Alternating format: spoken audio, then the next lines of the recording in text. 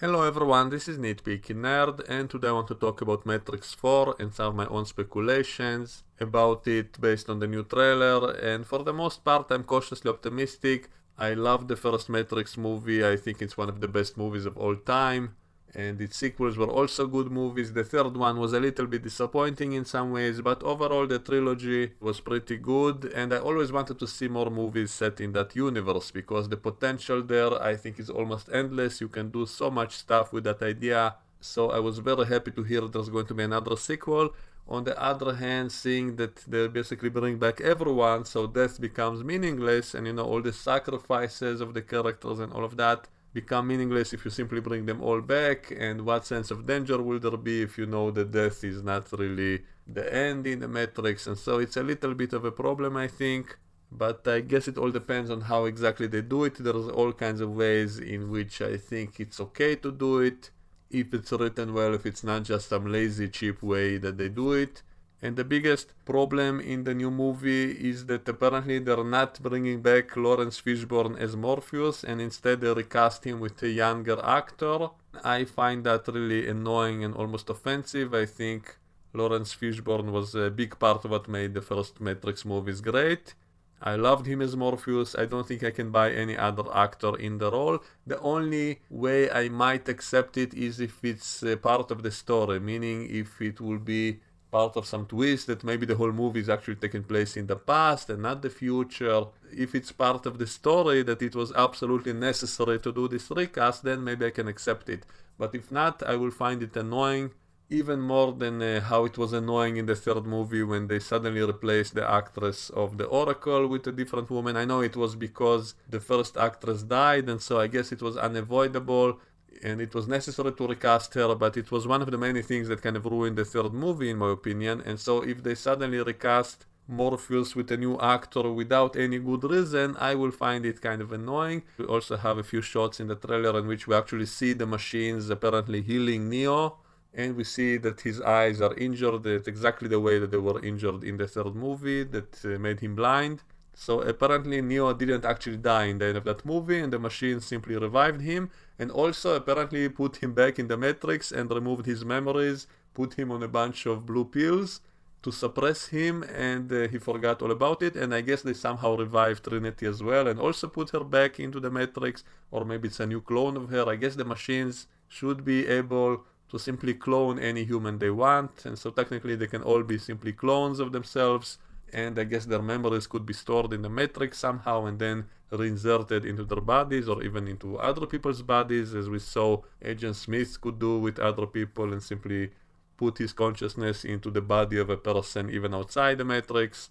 So I guess anything is possible at this point, but based on the trailer, apparently Neo was actually revived by the machines and put back into the Matrix, which means they lied. The whole ending of the third movie showed that Neo sacrificed his life to make peace between the machines and the humans, and then we saw the Oracle talking with the architect, and she asked him, do I have your word? And then he said, do I look human to you? So that implies that the machines don't lie, that if the machines make a deal, they will keep it, they will not backstab you. And yet apparently, according to this new trailer, then they did lie, that the Matrix is still imprisoning people against their will, including Neo himself. And so what does that say about the ending of the third movie? It kind of ruins it, unless maybe they explain that it's not the same machines that made the deal. Maybe some other evil forces, some evil programs are the ones that are doing all of this. Or maybe it was Neo's own wishes. Maybe after the machines revived him, maybe he himself asked to go back to the Matrix and forget everything. Maybe after the machines revived Neo, they were so grateful for him because he saved them from the Smith program. So maybe Neo himself actually asked to be put back into the Matrix and to forget everything because he was so heartbroken because of Trinity. And maybe he asked the machines to somehow arrange for him to meet Trinity again, and so on. So I guess that's the only way to explain it without totally ruining the ending of the third movie, by saying that it was all Neo's own request, that maybe he felt that he finished his job as the one, that he freed all the humans who wanted to be free, but he himself, because he was blind or crippled and didn't have Trinity, maybe he simply chose to go back to the Matrix and to forget everything. And so that could explain what we see in this new movie. And maybe Trinity is just a program inside the Matrix, maybe she's not really alive. I guess anything is possible. Visually, the trailer looks pretty good, and I especially like that shot of people looking at their cell phones, which did not exist so much back when they made the first Matrix movie.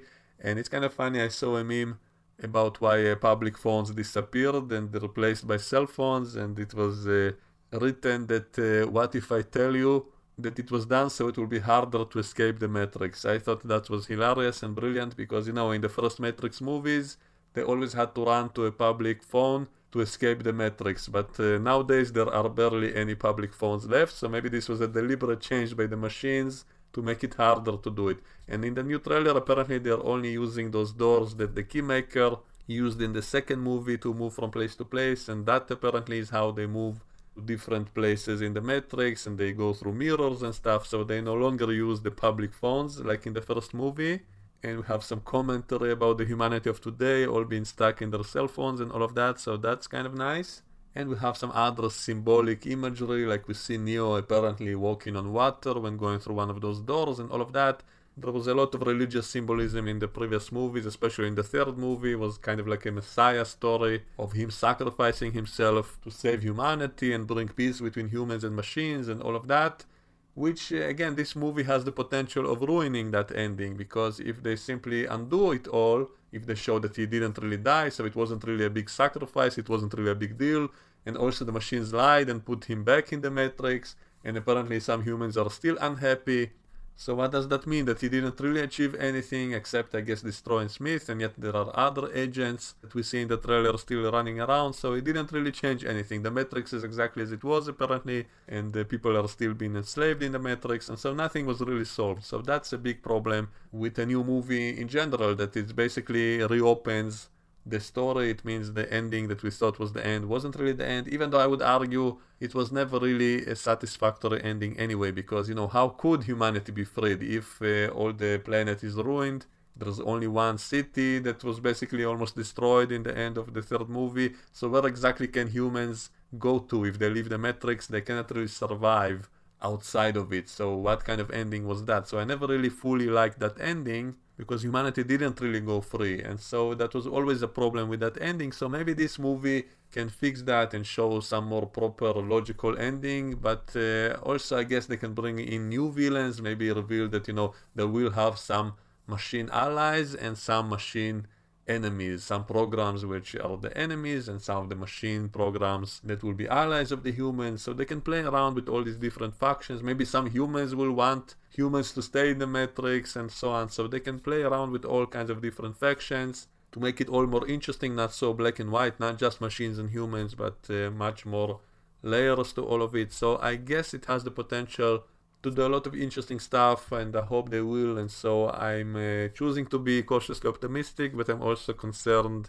And one of the examples of that is, you know, Neo apparently again has the ability to stop bullets, but the way that they show it in this new trailer, it looks as if he's simply using the Force from Star Wars, that he is able to move things. We also see that he can deflect a rocket from a helicopter to another helicopter, and when he stops bullets, he seems to be really concentrating hard to do it, as if he's simply generating some kind of force field to stop bullets.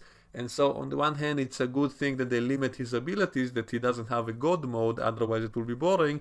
On the other hand, it's kind of misunderstanding the ending of the first movie. The whole point of the end of the first movie was that he basically achieved God mode, that he can basically do anything inside the Matrix, that he doesn't have to worry about the bullets. Technically, he didn't even have to stop the bullets in the air in that point, because, you know, a few seconds before that they were shooting him right in the chest with a bunch of bullets, and he died, and then he kind of didn't die because he became the one, and so bullets didn't even do any damage to him. So he didn't even have to stop them with his hand. He simply did it to kind of demonstrate his new abilities, but he didn't have to, and he did it with ease.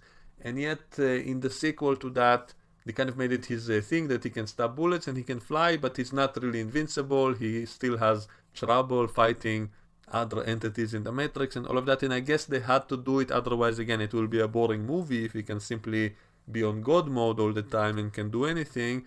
So they had to limit it somehow. But in this new movie, it seems as if it's limited even more, because now he seems to struggle to be able to stop bullets, and so it's not the same thing that we saw in the end of the first movie. It's similar, but it's totally different at the same time, and so it kind of ruins the ending of the first movie, which was epic because it seemed as if he can now do anything from that moment on, that he basically took full control and can do whatever he wants inside the Matrix, as was prophesized earlier in that movie. And so by limiting it so much and making it look hard for him now, it almost makes it pointless. It kind of ruins the ending of the first movie.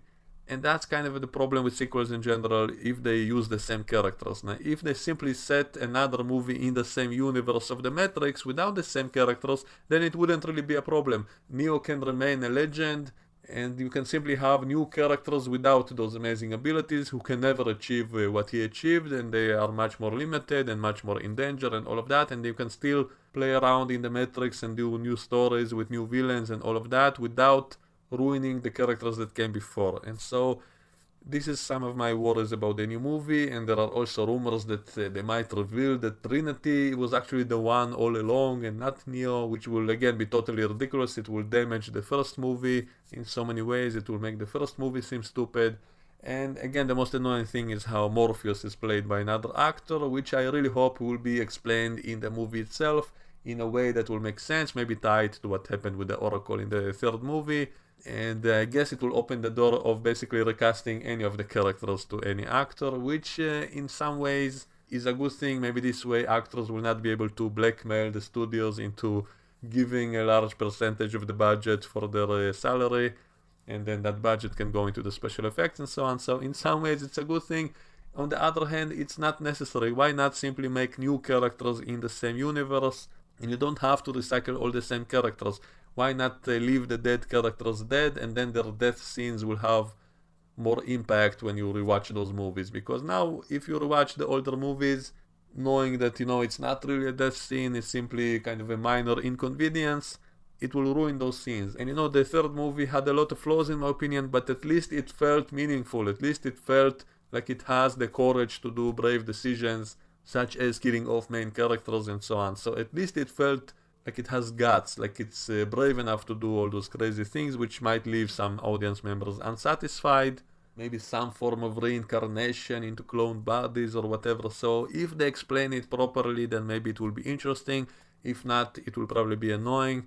And the story in general, I hope, will somehow expand this universe and make it more elaborate and more interesting, and not make the old movies seem sillier after the new ones. So that's kind of my thoughts about all of this. Let me know what you think, and we can discuss all of this in the comments below, and I will see you all next time. Bye bye.